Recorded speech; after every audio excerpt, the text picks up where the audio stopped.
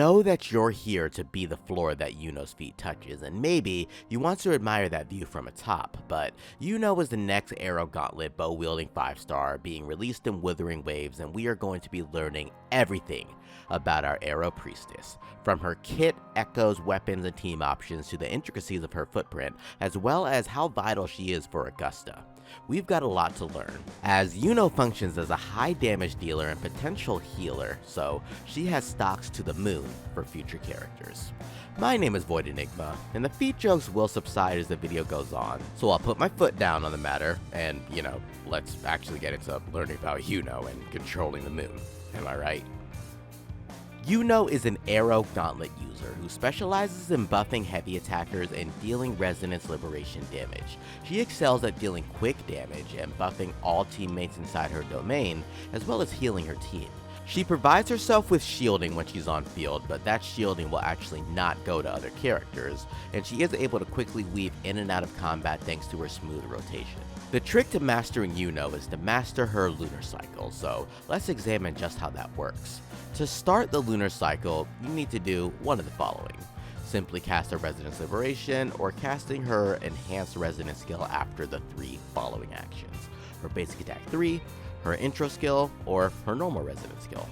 Once you are in the lunar state, you will begin in the half moon state. In the half moon state, Iuno will be on the floor and all of her attacks will restore her forte gauge, or in other words, her sentience. You can also restore her sentience gauge by using her intro skill and liberation, as well as her resonance skill. And during the half moon state, all of her attacks will restore sentience.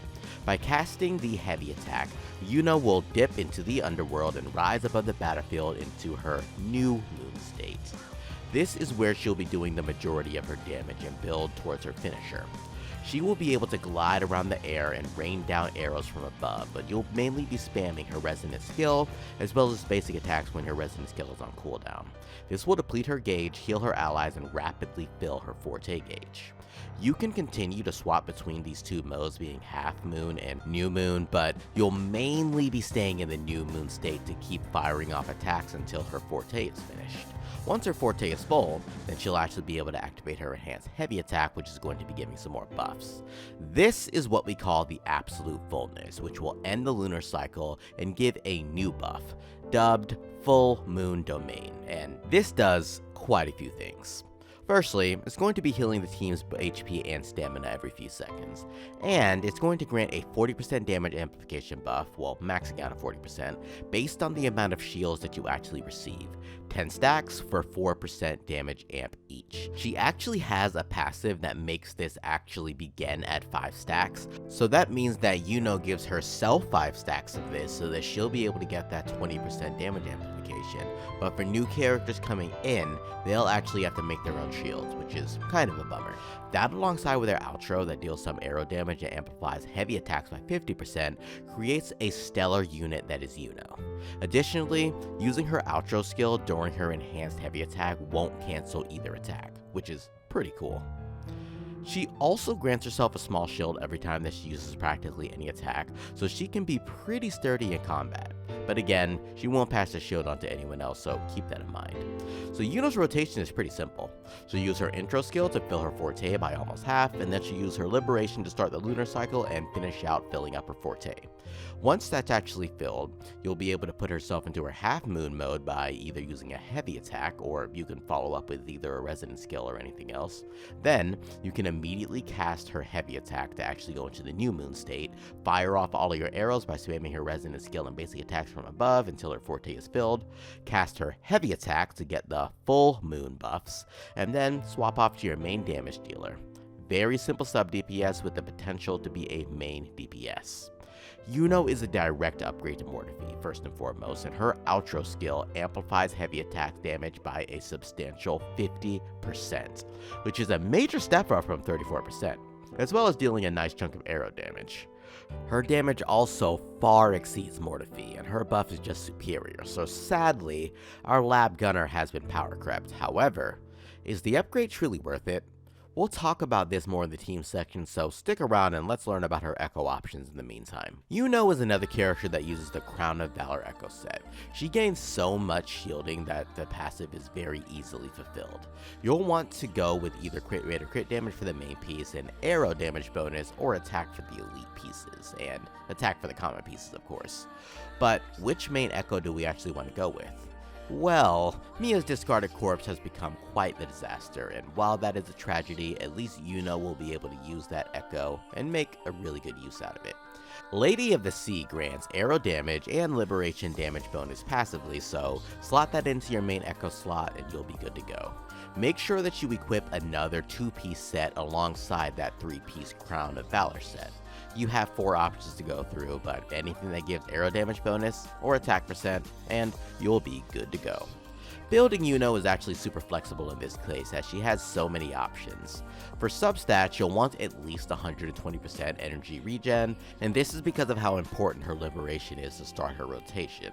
Afterwards, the substat priority is crit rate or crit damage, then attack, and then liberation damage bonus.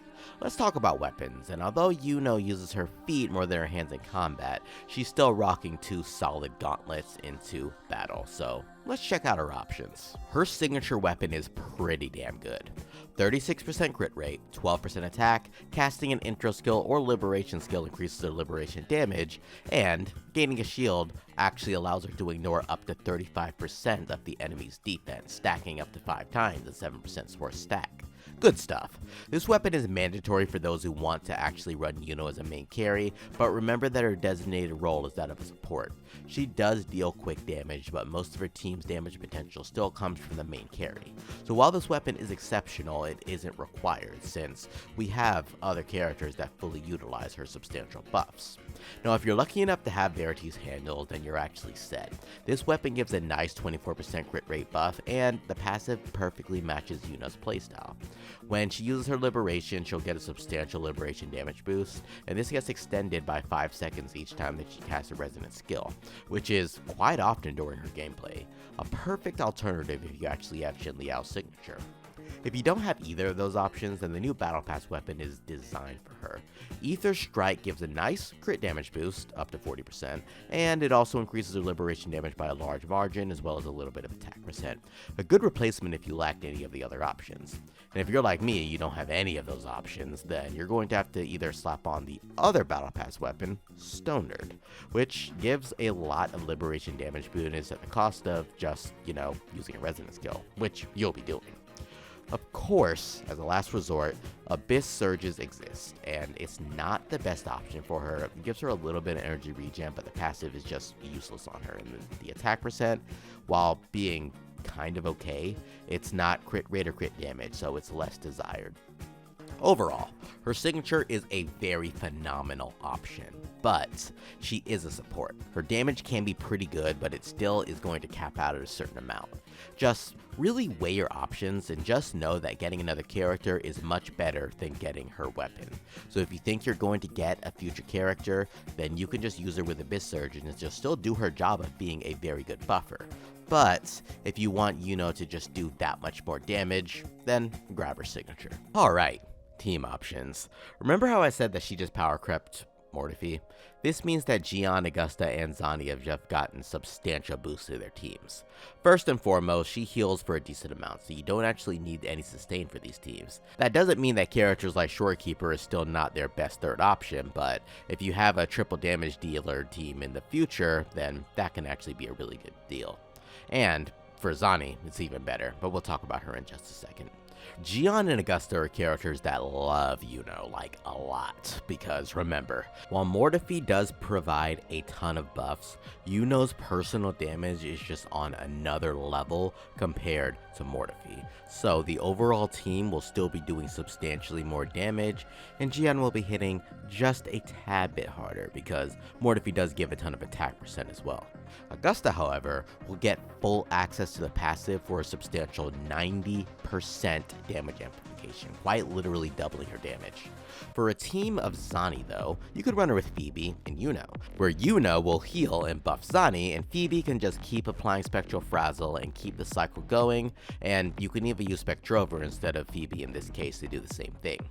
These three characters are winning with Iuno, but just how much better is she than Mortifi? To put things into perspective, while Mortifi does give a 38% damage amplification to heavy attacks, Iuno actually is going to give 50%, which is substantially more because damage amplification is multiplicative, while every other bonus, such as attack or any other bonus that's added in the kit, is actually just kind of additive. The damage amplification is much better than any other damage bonus, unless that damage bonus is absolutely massive. So at the bottom line, she gives you a multiplicative damage amplification of 12% over Mortifi. However, combine that with the damage that she does on field, then she is a substantial upgrade over our Residence Glasses Senpai. If you're clearing tower without her already, then you may not need her though, because you'll actually feel the power in the upgrade, but keep in mind, this is another character that you're going to have to pull. If you don't like her design, then it may be best to skip her and just deal with the Mortifi that you already have that works, right? I definitely would recommend getting her, but new characters are coming, so pay attention to your Astrites. Iuno is a great character to add to your roster. She's multi-purpose as a healer and damage dealer, and she's even able to amp up your heavy attackers to an insane margin. She can keep your team alive, deal decent damage, and buff like crazy, and she's also not directly tied to Augusta, but she will still give Augusta the greatest of buffs, so that's actually a major plus. I'd honestly say that she is a unit that you should prioritize, as she is the undeniable best heavy attack buffer for any future character, plus healing. So she's similar to Brand to being a character that's able to keep your team alive, but she is not as powerful since your shield is just stuck to her. Brand is a much better unit for things like the hologram, as the healing is actually quite valuable, but shielding is always going to be better than healing because that gives you more health than you actually have. At the end of the day, Iuno isn't just stepping on Mortifi, she's stepping up as the best heavy attack buffer in Wuthering Waves, so if you've got the Astrites, then let her put her foot down on your roster.